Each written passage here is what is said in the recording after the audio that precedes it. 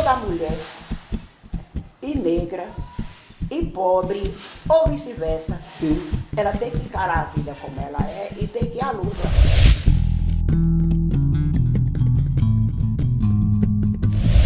Ela nasceu na cidade do Exu, na cidade de Gonzagão, e veio para Petrolina, tornando-se uma das mais importantes lideranças comunitárias aqui do nosso município. Nesse Coletivo em Diálogo de hoje, especial, em homenagem aos 122 anos de Petrolina, nós vamos conversar com Angelita Maria dos Santos, a dona Angelita da Associação das Mulheres Rendeiras aqui do bairro José e Maria. Dona Angelita, bem-vinda ao nosso Coletivo em Diálogo. É um prazer imenso, né, estar conversando com a senhora, até porque, além da amizade que a gente tem uma grande admiração pela sua história. E a gente fica muito feliz de poder, nesses 122 anos de Petrolina, poder falar para a população a história de uma pessoa, de uma liderança da sua qualidade. Então, a gente fica feliz e já pergunta, como é que começa a história de Dona Angelita? Obrigada, Gilmar. Eu acho que eu também estou muito feliz aqui, atendendo o seu convite, e para mim é muito importante fazer esse resgate da minha história. Para mim, voltar ao túnel do tempo, fazer uma revisão de vida do que eu vivi até hoje, é uma honra muito grande. Na minha família, nós éramos 4 irmãos, 3 mulheres e um homem, né? Meu pai e minha mãe foram umas pessoas humildes, semi-analfabetos, muito criativos e que nos deram uma educação como pobre, uma educação fantástica que eu carrego até hoje. Muita humildade, muita dificuldade, porém a gente era feliz e não sabia. E não tem dinheiro que pague o que eu aprendi com eles. Tudo sobre tudo.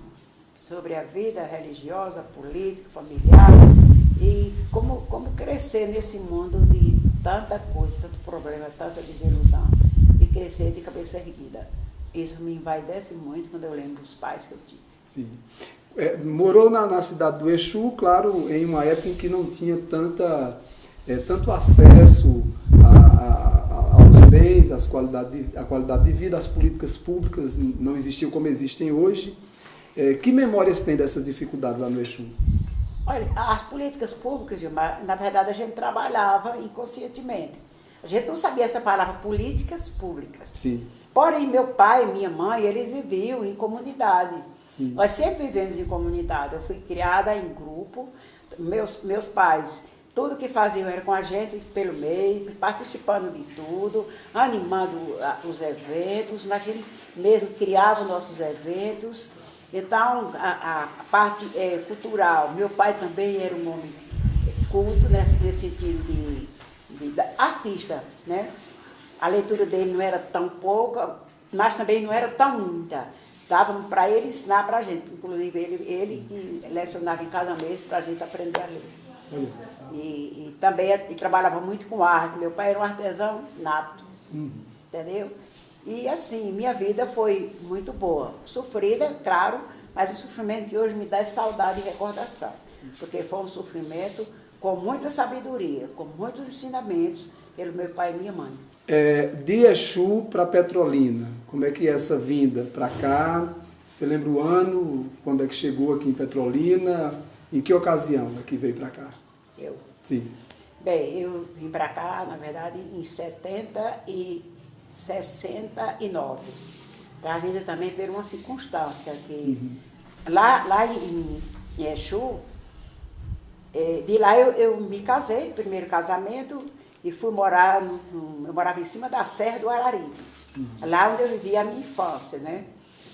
De lá eu fui morar no Araripe, quando eu me casei a primeira vez, no Araripe, que é uma cidadezinha do Ceará. Então, do Ceará, de lá eu vim para Lagoa do Barro, eu vim ter minha primeira filha, do primeiro casamento, Lagoa do Barro, em Pernambuco, perto de Araripina. Então, de lá, foi que eu vim para Petrolina. Já casada segunda vez, eu vim para Petrolina, em cima de um carro de gesso. O primeiro casamento, então, durou até o quê? Durou uns 3 anos. 3 anos. Foi. 3 anos. Ele morreu num acidente, ele morreu afogado. Sim. Aqui na construção do projeto Bebedouro. Ah, tá. Ele estava Ele trabalhando morre aqui em Petrolina. Foi aqui em Petrolina. Ele trabalhava aqui com meu irmão nessa obra no edifício Borges, Sim. naquela época. Depois a empresa que construiu o edifício Borges foi construir a caixa d'água para puxar o canal do Bebedouro, para implantar o projeto Bebedouro, né? Sim. E a gente foi para casa, ele levou a gente para casa, lá em Lagoa do Barro, e voltaram, ele e meu irmão, para trabalhar. Com 15 dias que ele veio, ele morreu afogado aí no Rio São Francisco. Pronto, aí eu fiquei viúva. Ficou viúva quanto tempo? Quanto tempo eu fiquei Viúva, sim. para poder casar de novo? Sim.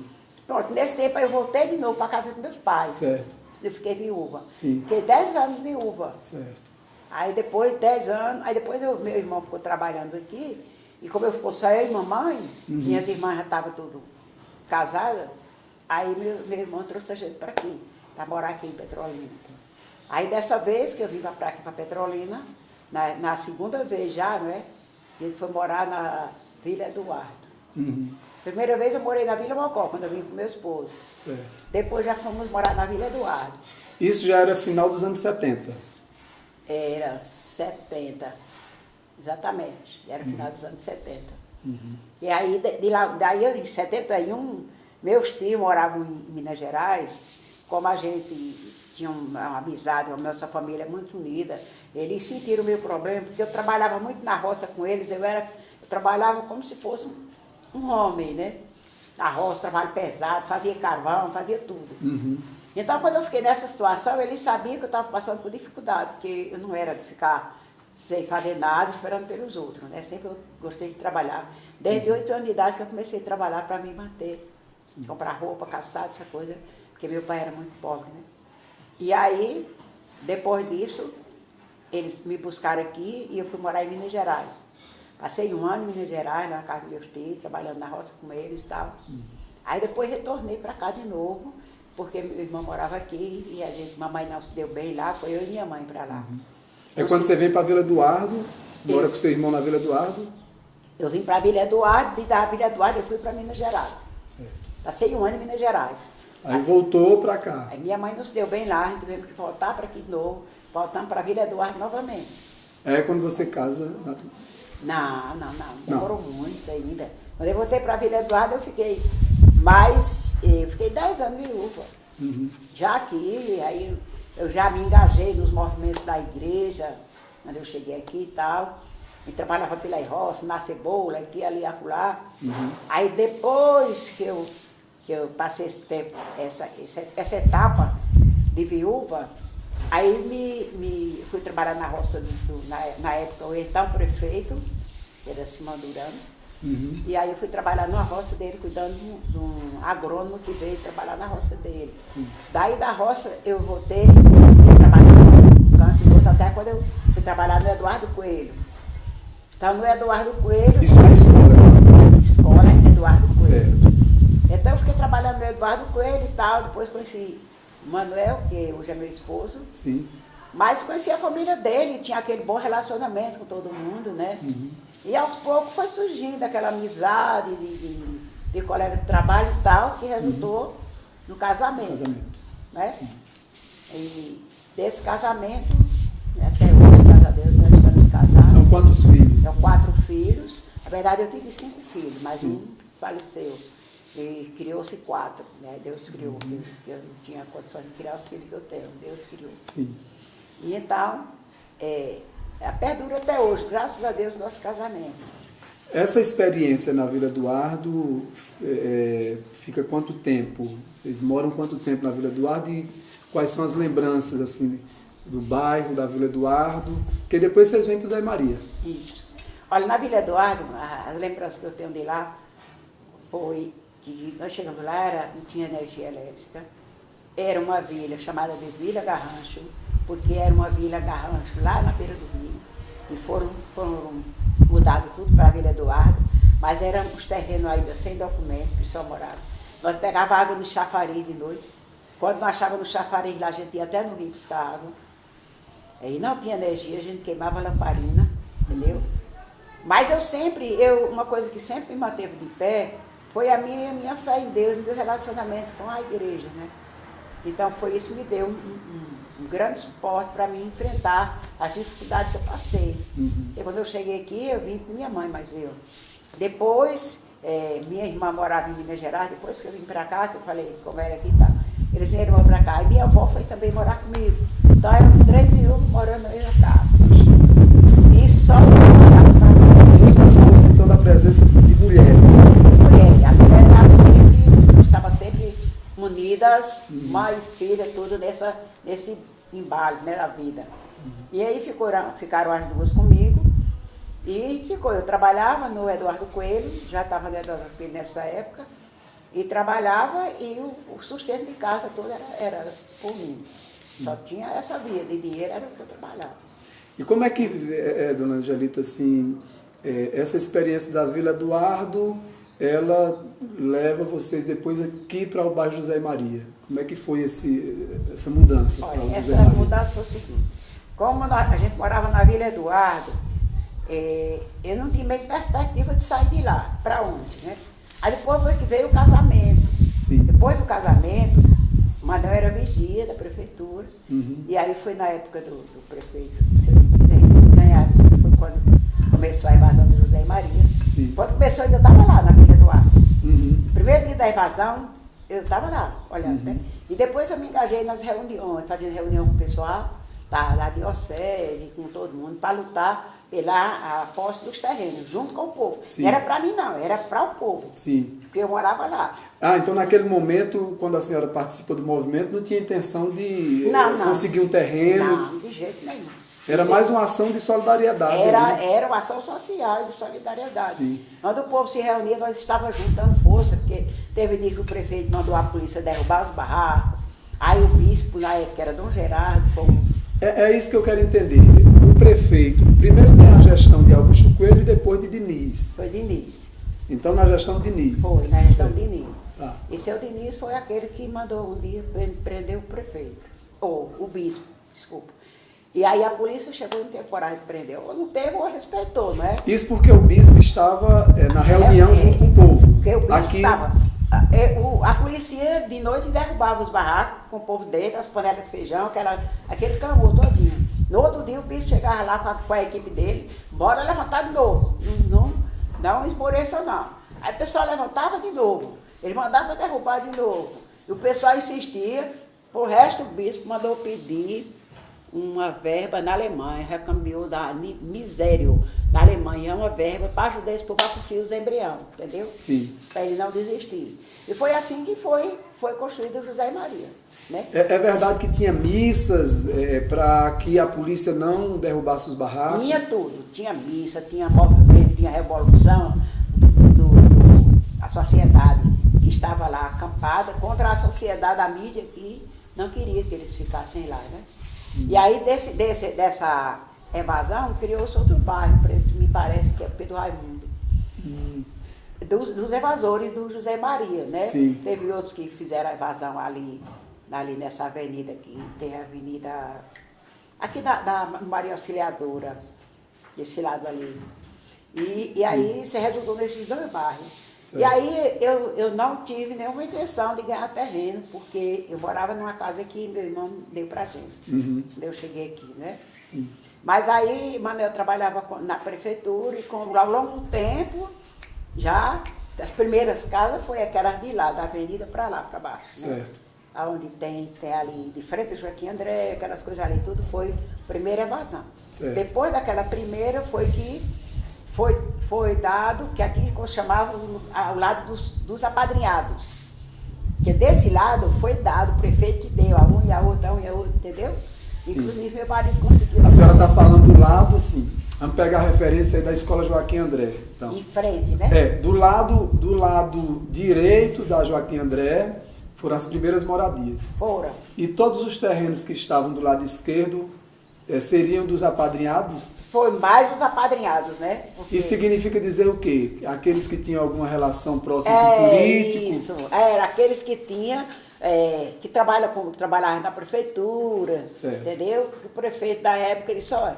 Meu, por exemplo, foi um deles, que ele disse, olha, Eu vou te dar um terreno lá, num lugar muito bom, que foi aquele ali, né? Certo. Só que aqui era tudo mato. Na Certo. época. Quando eu vim aqui olhar, nós vimos olhar, aí essa pista aí, a areia era funda assim, que a gente precisou descer, vinha de carroça, temos que empurrar a carroça. Até hoje tem muita areia aí. Muita. Agora com o asfaltamento, né? Exatamente. Melhorou. Pois é. Mas quando eu vim aqui ver, foi um desespero, assim, não, eu quero isso nada. Na época, no fim do mundo aí, não sabia nem onde era que ele estava, de tão longe que era, Sim, né? sim. Mas a gente foi insistindo e não desistiu, né? Que a vontade era dele, não quero isso não. Hoje é um ponto bom na minha casa, você sabe, né? Sim. Mas foi muita luta, foi muito pessoal sair, iam bater lá na porta da prefeitura, Sim. deixar o prefeito lá sem descer. Na verdade, quem conseguiu foi o povo, não foi o prefeito que deu. Sim. Foi Foi uma povo luta que do lutaram e povo. conseguiram. Eu quero até que gostaria de saber da senhora o seguinte: existe uma ideia de que quando a gente tem um terreno e passa aí 5 anos, 10 anos, 20 anos, 30 anos sem ocupar, vem as pessoas e ocupam, tá? E quando a gente tem um terreno que a gente usa e alguém vem e entra nele para tirar da gente, o pessoal diz que isso é invasão. Então, invasão é quando a gente está usando o local e alguém chega para tomar. E ocupação é quando o local não tem gente, porque não se está utilizando, né? Exato. E vem alguém e ocupa. Eu gostaria de saber da senhora, afinal, aqui o José e Maria foi uma invasão ou foi uma ocupação? Foi uma evasão, né? Eu considero uma evasão. Na época tinha, então, os proprietários estavam usando essa área? Não. Segundo o que a gente viu, não. Mas depois a gente ficou sabendo que essas áreas tinham dono. Sim. Porém, o prefeito, depois de muita briga do povo, muita coisa, liberou. Mas liberou para a gente fazer as casas. Nós fizemos as casas, estamos no José e Maria. Porém, até hoje, sabemos que não tem documento. Ninguém aqui tem documento ainda. Eu saiba, né? Porque tinha alguém que era dono que não deixou. Depois deram, não mais fulano, a ciclano que era dono, mas a verdadeira história, segundo o povo, que eu não palpei assim para lhe dizer, é que tinha outros donos. Essa terra foi, aí no caso. É justamente aí onde mora a minha pergunta. A minha pergunta é saber se os donos estavam fazendo uso dessa área ou essa área estava abandonada. Estava vazio, estava desocupado, não tinha ninguém, né? Então, nesse caso, Eles as pessoas acamparam. vieram ocupar. Foi, Porque a questão da invasão e da ocupação, a invasão é quando tem alguém ocupando, tá. morando e alguém vem e invade. Então, no caso, é ocupação mesmo. Nesse caso, vai ser uma ocupação. Porque não tinha ninguém morando nos terrenos, né? Porque eu acompanhei do primeiro dia que o pessoal passou ali, morando ali perto do batalhão do Exército, Sim. e a gente só via o povo correndo, com chada, com força, e o pessoal até que era uma briga. Certo. Aí quando o povo, a gente, você sabe, a gente é muito curioso, né? Sim. E a gente foi ver o que era, não, porque a gente vai ter uma ocupação acolá e nós vamos fazer nossos ranchos lá. Entendi. Aí a gente ficou mais curioso ainda para ver o que acontecia. Aí como eu já fazia parte dessa equipe que fazia esse trabalho de solidariedade social, então logo eu me engajei no grupo. Sim. E participava de uma reunião aqui, eu estava lá, até na emissora rural, foi a primeira entrevista da emissora rural, foi nesse tempo, exatamente falando sobre essa questão, né? Sim. Que a gente se reunia para debater e depois ir lá para dar força para o povo, né? Então a igreja tem um papel importante na sua formação. E como tem, a igreja tem um papel. Na verdade, dependesse de mim, para mim, o nome mais visível nesse José Maria seria Dom Gerardo Andrade Ponte. A senhora colocaria o nome do bairro Dom Gerardo Andrade? Aí como colocaria, né? Eu colocaria, ainda colocaria um monumento com a estátua dele, porque eu acompanhei e sei o quanto ele lutou para hoje o José Maria estar aqui do jeito que É muito está. interessante porque a gente tem na cidade muitos monumentos de membros da família Coelho, né? Mas não tem, eu não lembro de um monumento com referência a Dom Gerardo. Não. A senhora está me fazendo Pois é, uma não lembrança. tem, e eu acho que deveria ter, porque foi um bispo que trabalhou pelo povo. Sim. Ele foi um bispo dos pobres, que trabalhou pelos pobres, que não mediu esforço, que arriscou até a própria vida. Sim. Porque quando a polícia vai e derruba um bocado de barraco e o bispo no outro dia está lá, Sim. ele está arriscando a própria vida. Exatamente. E foi isso que o Dom Gerardo fez. Agora, eu sou testemunha, porque na época eu fazia parte das equipes que debatia a problemática daquele povo. Sim. Agora, Dom Gerardo, Dona Angelita, deveria também ter muita gratidão pelas mulheres, né? Porque muitas freiras se envolveram também nesse trabalho, né? Além dos padres, mas muitas freiras, muitas freiras. agentes comunitárias. A senhora tem memória, lembrança de algumas freiras que ainda participaram daquele movimento? Olha, na época tinha a irmã Socorrinha, a irmã César, um pessoal que eles vinham da Alemanha, que eles moravam aqui, que era o alemão, como era o nome dele? Afonso. Sim. Com a esposa dele, que era Sueli. Tinha um rapaz que eu não sei onde ele mora hoje, que é Moura, o nome dele. Moura era envolvido na diocese, né? Moura e a esposa dele chamava Ceissa. Sim. Então, esse povo tudo da igreja ficaram dioturnamente lutando pela construção desse bairro. Sim. Entendeu? E foram muito, sofreram muita repressão por parte dos políticos da época, entendeu? Porque não era para eles ficarem ali, tinha que sair. Aí foi aquela coisa, derruba, no outro dia levanta, no outro dia levanta. Gente chorando, as panelas de feijão ficavam tudo debaixo das coisas, o pessoal chorando que era a única comida que tinha aquela. Isso eu testemunhei porque eu fiz parte das equipes que lutou por esse bairro da Maria, pela construção desse bairro. Os primeiros embriões foram feitos no estilo mutirão. Eu digo porque o da minha casa foi feito assim. Se juntava quatro homens e construía os blocos de um do outro até construir dos quatro. Ah, então as casas foram construídas em mutirão. Mutirão, foi. Então havia um sentimento ali muito coletivo, muita solidariedade. Exatamente. A senhora pensa que assim, a igreja de lá para cá, ela continua forte nesse sentido? A senhora vê alguma mudança no sentido das pessoas estarem mais juntas, estarem lutando mais por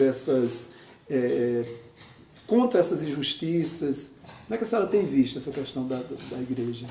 Olha, Gilmar, a igreja naquele tempo, porque é preciso que tenha do lado da igreja uma pessoa comprometida e do outro lado o povo, né? Comprometido. Sim. Também. Porque, na verdade, hoje o pessoal não tem mais muito compromisso como tinha naquela época, né? Naquele tempo ele tinha muita garra, tinha muita coragem, muita força. E a igreja chegou junto, aí juntou o útil ao agradável. Sim. E deu essa força todinha. Mas o povo estava lá também batalhando, corresponderam os anseios da igreja, né? E então a igreja foi fundamental, foi muito esforçada por tudo isso.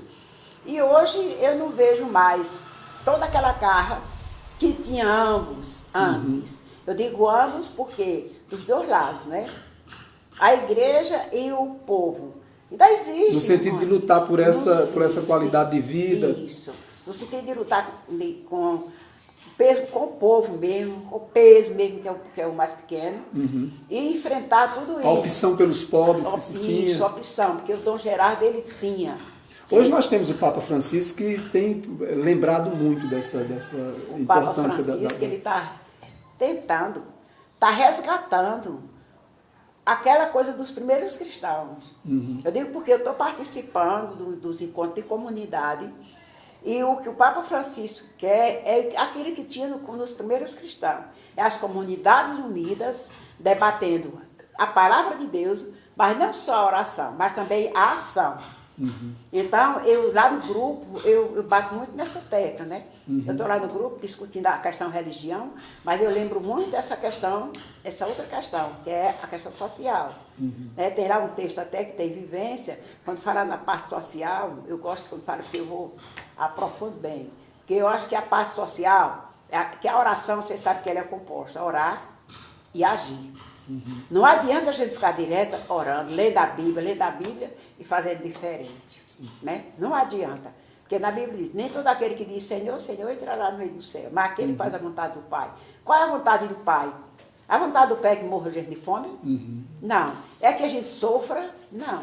A vontade do Pai é que se tenha vida em plenitude, vida em abundância. E para ter essa vida em abundância, nós precisamos ter consciência disso e lutar. E a igreja precisa ajudar. A igreja não é cristão para um lado e igreja para outro, não. Cristão é igreja. Então, para isso é preciso que igreja e cristãos se unam.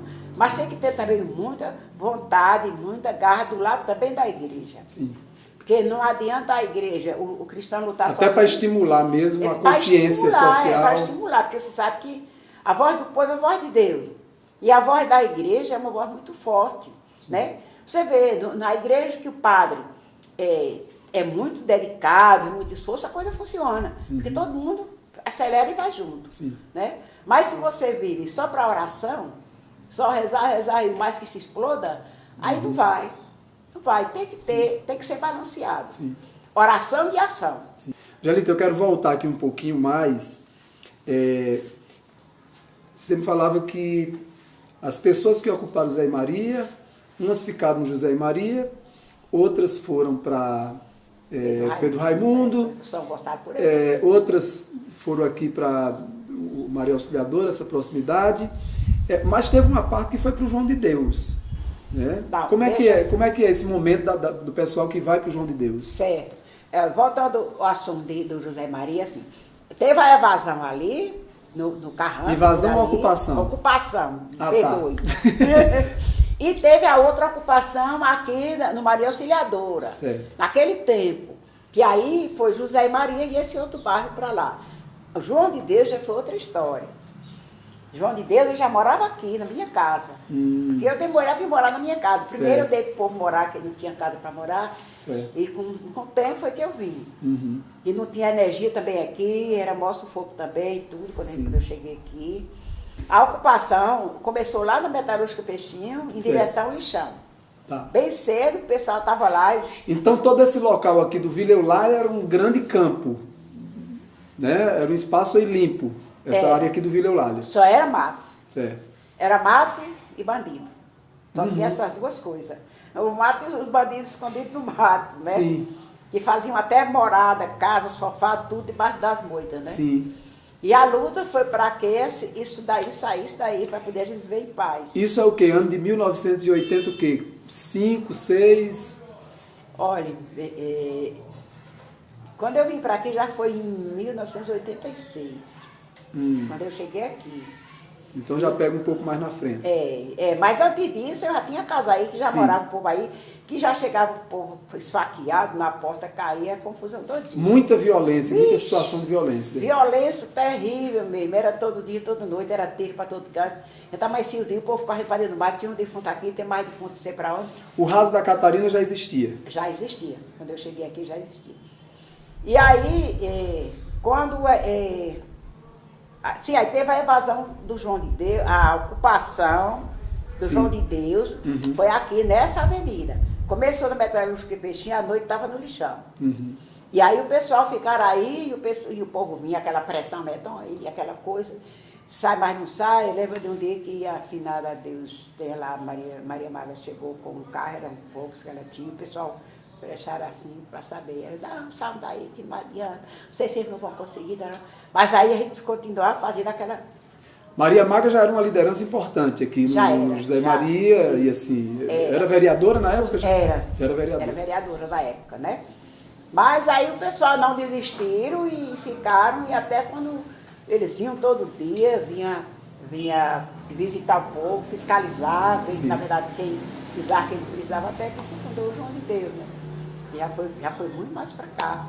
Foi de 86 para cá, eu não sei se... Acho que em 87, 88. A gente poderia dizer que o pessoal do João de Deus é parte do pessoal que não conseguiu mais espaço aqui no José Maria? Poderia dizer isso? Pode ser, né, Gilmar? Eu não tenho isso bem claro, não. Mas a verdade é que sobrou gente sem casa. Certo. Né? Sobrou gente sem casa e evadiram de novo, né? E aí a evasão levou a hoje ser o João de Deus, o que é João de Deus. O Raso da Catarina que a gente comentou é o Lixão, né? O Lixão. Lixão. Isso. E a senhora mora a alguns poucos metros do Lixão. Lixão. Como é que é essa imagem? Que lembranças é que se tem, que tipo de comportamentos a senhora lembra assim, das pessoas junto a esse local? Gilmar, quando eu cheguei aqui logo, Raso da Catarina, era um mau cheiro horrível. Era assalto, era tanta coisa que acontecia ali à noite, porque os catadores passavam a noite todo dia lá. Quando os carros chegavam, eles pulavam em cima. E você ia aqui nesse caminho do Casimiro, que daqui sai no Casimiro, e as moças que ele encontrasse. Que você saía doido, batendo as mãos assim, para as moças, que era demais a música, né? E a gente viveu muita circunstância aqui por conta do buracão ali, Raso da Catarina. Era um mau cheiro terrível. E era assim, uma insegurança terrível também, as pessoas passarem ali até de dia. As pessoas tinham até medo de passar. E você ia chegar perto do Casimiro, lá do outro lado, já no caminho do SEAP, e a moça atrás de você. Era coisa horrível. E quando nós tivemos na Associação de Moradores, eu participei, fui conselho fiscal, e a gente fazia sempre trabalho com o pessoal lá. Trabalho de conscientização, de tomada de consciência, na verdade. E era horrível aquilo ali. Teve uma criança mesmo que um dia pisou num produto que estava queimando lá. Aquilo que está queimando por baixo e por cima não se vê, né? Sim. Como fogo no monturo, né? Sim, sim. E a criança... Que precisa hoje é o nome da banda, né? Da Associação das Mulheres Da Rendeiras. associação, a banda Do ponto de cultura. Já um símbolo de resistência. Exatamente. Né? Então essa criança pisou naquela cinza, que não parecia nada, e o pé entrou. Então, ele ficou uma coisa horrível, a perna, uma coisa horrível. E passou tempo para sarar essa perna dele, e era aquela coisa, sabe? E mesmo assim, ele continuava no lixão catando isso. Agora, isso descalço, eles ficavam descalços ali no lixão, catando as coisas, uma coisa horrível que você vê daquele povo, comendo coisa que achavam no lixo, aquela coisa toda. E aí a gente viveu essa situação aqui também, né? E essa situação aturou por muito tempo. Então hoje tem o lixão aí, mas está bem melhor, não é mais aquela bagaceira que era antes, né? Janita, agora quem está falando dessa luta toda é uma mulher, mãe, negra, filha de trabalhadores. Como é que é ser mulher enfrentando toda essa luta? É como diz aquela história, é perseverar e deixar que as coisas aconteçam, porque aconteça no sentido, não é de deixar acontecer o que não presta, mas vai lutando e o tempo vai resolvendo, né? Que você tem que ir para frente. Por exemplo, meu casamento com o Manel, você sabe que o Manel é galego, né? Sim. E a família dele dizia que o Manel tinha casado com uma mulher que era negra, pobre, era viúva, negra e pobre. Então tinha 3 defeitos grandes. Viúva, negra e pobre, né? Mas eu nem encarei isso aí não. Levei para frente, também não fui brigar com ninguém, trato todo mundo muito bem, parece até que eu nem sei que eles servem isso, né? Sim. Porque eu sou negra, eu tenho meus valores. Sim. Eu não vou deixar que ninguém pise meus valores, não, coitadinho, não. Eu acho que a gente tem que fazer isso. Toda mulher, e negra, e pobre, ou vice-versa, ela tem que encarar a vida como ela é e tem que ir à luta. Sim. Não pode daí que vem, dessa consciência que vem a história de fundar a Associação das Mulheres Rendeiras? Exatamente. Como é que começa essa... Exatamente, vem daí, sabe por quê? Porque quando nós chegamos aqui, era aquela situação de muita gente que veio dos interior, por José e Maria, aquela coisa toda, e logo ele começou a sentir a necessidade da gente trabalhar uma organização que as mulheres se sentissem mais potentes mesmo, empoderadas da situação. E aí nós começamos a se articular, né? Eu lembro que tinha um grupo quando eu cheguei, tinha um clube de mães aqui. Mas esse clube de mães, eu fui pouco de lá, que eu fui buscar um negócio que elas estavam dando lá para as famílias, mas eu achei assim que, não é que as coisas não eram boas, é que eu não tinha precisão quanto aquele povo que estava lá, entendeu? Mas eu gosto muito de ver para me entender o negócio. Aí eu achei, não, vou deixar para as pessoas que precisam mais do que eu não fui mais buscar. Eu empregado, meu marido também, né? Aí eu não precisava, tinha muita gente que não tinha emprego, não tinha nada. Mas aí a gente foi vendo que a questão de unir o grupo fortalecia muito a caminhada das mulheres e família, de modo geral, né? E você sabe que nós temos, eu acho que é no mundo todo, muitas mulheres chefes de famílias. Inclusive, mães com muitos filhos, chefe de família. Muitas viúvas de marido vivo, que nós costumamos chamar, aquela que o marido foi embora e nunca mais apareceu, Sim. ou que o marido deixou, arranjou outra mulher. E a mulher muitas vezes fica de pé e mãos atadas, sem saber por onde conversar. Nossa ideia era erguer essas mulheres, Unir as forças, dar a elas um suporte, pelo meio de conversa, né? De palestra, de brincadeira, de coisa, de evento, de coisa que elas se sentissem, na verdade, o que elas são. Porque elas são, mas muitas vezes esquecem, que são valorizadas, que são potência. Que tem importância. Que são matéria-prima do Criador, que sem a mulher o mundo não existe. E a sociedade que existe aí hoje, foi a mulher que jogou para lá, né? Porque a mulher, ela tem o filho e o filho vai para a sociedade. O que ela construiu dessa família, a sociedade vai receber, seja o bom, seja o mal. E a mulher muitas vezes não tem consciência do potencial que ela tem. Do papel dela na sociedade. Não se conhece formadora, não se conhece a mulher, aquela pessoa que enfrenta a vida com garra, com dinheiro ou sem dinheiro, com marido ou sem marido, que enfrenta a vida. Então, a ideia da Associação das Mulheres era exatamente a gente trazer essas mulheres para o nosso convívio, não para morar com a gente, porque tem gente que pensa que a associação é para a pessoa morar lá. Não, é para elas virem e aprender com a gente, ouvir da gente e até nos ajudar também, porque quando elas vêm, elas não só levam, mas elas deixam também... É um espaço de troca. É um espaço de troca, exatamente. E lá no nosso trabalho nas Mulheres Rendeiras, nós não temos limite de idade. A gente trabalhou lá com criança de 7 anos, até 6 anos a mãe pediu para eles, mas ela é muito novinha. Mas eu queria deixar ela aqui, sabe por quê? Porque ela vai para a escola, depois ela vai para casa e eu não posso estar em casa com ela, deixar ela aqui mais vocês. Então tá bom, a gente deixava ela brincando, à vontade. Porém, depois ela dizia, deixa eu aprender isso aqui, porque vinha, despertava, né? E a gente dava um pano, a agulha, ensinava ela a fazer ali, só para entreter. E acabava descobrindo um talento. E hoje vocês têm lá vários jovens, né, integrados. O Ponto de Cultura acabou também, né, alinhando ali a associação a esses jovens, né, a essa nova geração. Porque lá é homem, né? É homem, tem mulher, mas mais é homem. Porque como é a Associação das Mulheres, os homens pensam que os homens também não podem estar lá.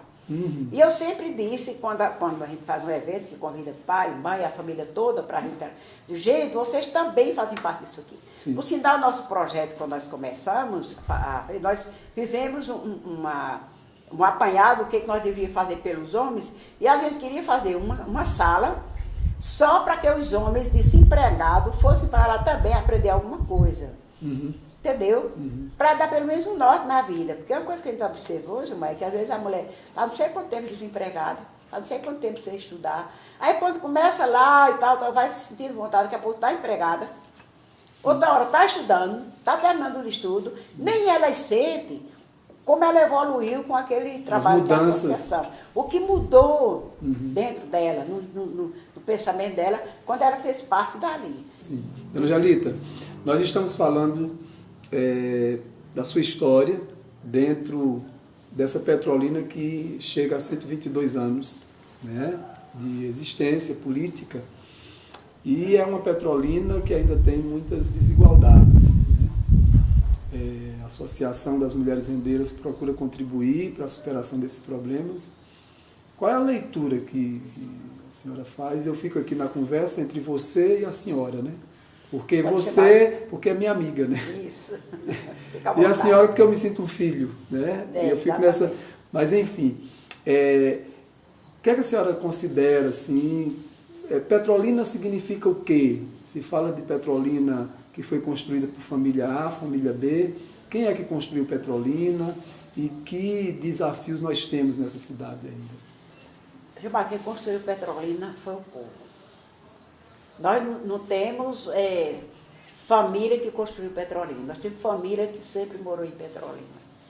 Ou família tradicional de Petrolina. Mas você já imaginou se essa família tivesse em Petrolina e não tivesse mais ninguém morando em Petrolina? Era o quê? Era um lugar privado, era uma roça, uma fazenda, uma coisa. Mas é uma cidade do porte que ela é, do tamanho que ela é, porque tem gente que veio morar em Petrolina. Na verdade, a Petrolina, ela atrai muitas pessoas de fora, com as propagandas que a gente vê. E outros vieram porque o destino trouxe e pensou que aqui era bom. As dificuldades, talvez. Chega aqui, encontra dificuldades, sim, encontra. Porém, se a pessoa sabe, chega aqui, sabe aproveitar do que tem de bom, também vale a pena, né? Vale a pena vir para Petrolina. Mas essa questão de quem construiu Petrolina, construiu foi o povo, sem dúvida nenhuma. Cada um que chegou aqui deu sua contribuição. Sim. Não é verdade? Você deu sua contribuição, eu dei minha contribuição. Todo mundo que chegou aqui contribuiu de uma forma ou de outra. Porque quem chegou aqui precisa comprar no comércio. No tempo que eu cheguei aqui, tinha uma rede de supermercados só da família tradicional aqui. Então, muita gente comprava naquele lugar, naquele mercado, né? Quem comprou não contribuiu, não? Sim. Quem comprou no comércio, em qualquer lugar, não contribuiu com o crescimento petrolino. Quem paga impostos de Petrolina não contribui, não, com o crescimento. Então, quem fundou Petrolina, quem criou Petrolina, quem cresceu Petrolina, fomos nós, todo mundo. Principalmente quem veio de fora, lá não sei de onde, e fixou residência Adotou aqui, a cidade. adotou a cidade. Porque à medida que você entrou em Petrolina, você começou a pagar imposto. Essa Petrolina que nós temos hoje, a senhora identifica ela como mais justa, menos justa? Nós estamos hoje vivendo um momento muito conturbado na política, né? Como é que a senhora tem visto essa questão da política, das injustiças aqui na cidade e até no país? Gilmar, quem constrói a casa é um, e quem dá sustentação é outra. Então, no cenário político, não é isso que você quer saber? Sim. É muito triste, Gilmar. O cenário político hoje, em Petrolina e no Brasil todo, só deixa a desejar. Não deixa muito a desejar, não. Só deixa a desejar. Porque, você vê, quem representa a política era quem deveria cuidar da cidade e era quem deveria ser justo com as pessoas, valorizar o mais pequeno, né? Procurar diminuir a pobreza, a miséria que tem, a pobreza e tem pior ainda que a miséria. E, no entanto, nós estamos vendo no Brasil essa corrupção tomando conta de ponta a ponta do Brasil. Por isso que a gente considera mais sério, mas estão tudo envolvido. Todo dia na minha sala eu tenho televisão que eu assisto o dia todo. Eu vi todas as votações que teve lá no Congresso. Eu sei quem votou contra a favor, vi as carinhas, tudo. A senhora acompanhou o impeachment? Acompanhei o impeachment também, eu estava no hospital, quase que eu acabo de morrer, quando eu vi aquele impeachment, entendeu?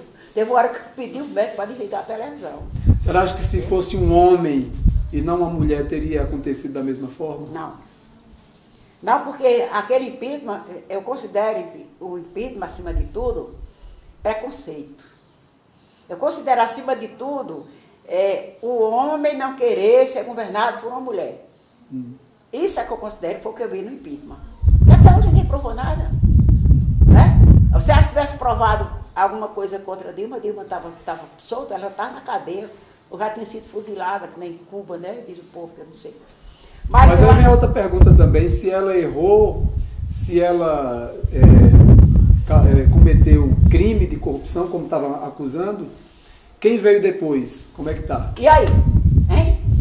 Então, o crime que ela disse que cometeu, que foi a pedalada fiscal, quando tiraram o Dilma, teve uma votação para aprovar a pedalada fiscal para os outros. E aí? Né? E aí depois é só cada dia descobre dinheiro, mala de dinheiro não sei aonde, político de Petrolina, político de todo canto, tá tudo aí. Aí agora está chegando a política de novo, a eleição para o ano, e já está todo mundo querendo subir nos palanques. Trazer tudo que é projeto bom, tudo que é proposta boa para enrolar o povo de novo. Eu fico triste com esse país, fico triste com essa cidade que a gente mora, porque eu acho Petrolina um lugar muito bom, gosto daqui, me dou bem aqui, porém as injustiças são muito grandes também. As pessoas que deveriam trabalhar mais a justiça, eu digo na questão partidária, né? É quem na verdade estão acabando, destruindo todos os patrimônios da nossa sociedade, do nosso Brasil.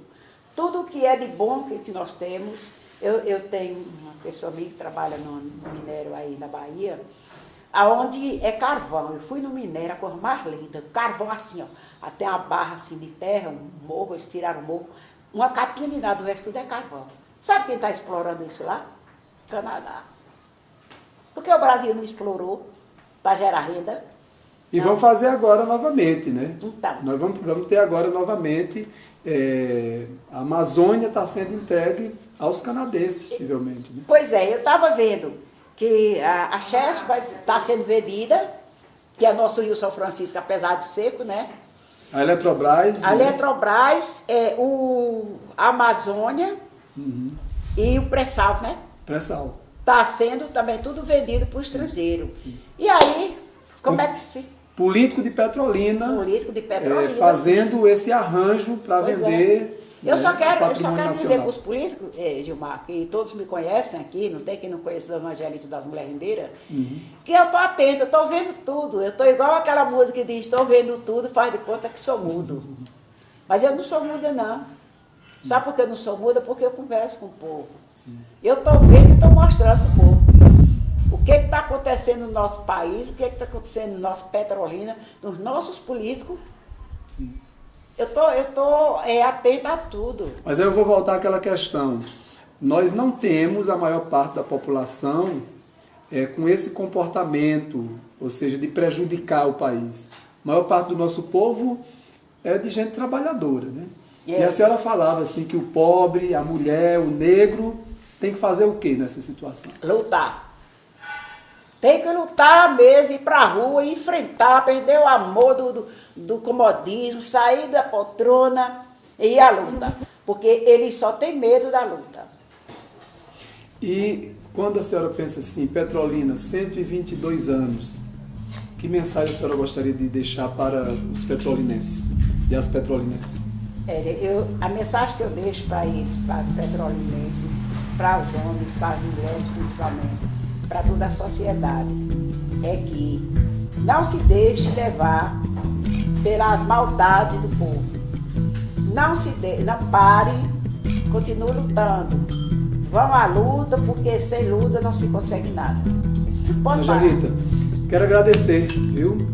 A você que é petrolinense, a você que acompanhou esse bate-papo, a gente deixa o nosso abraço, parabeniza e queremos deixar essa sugestão.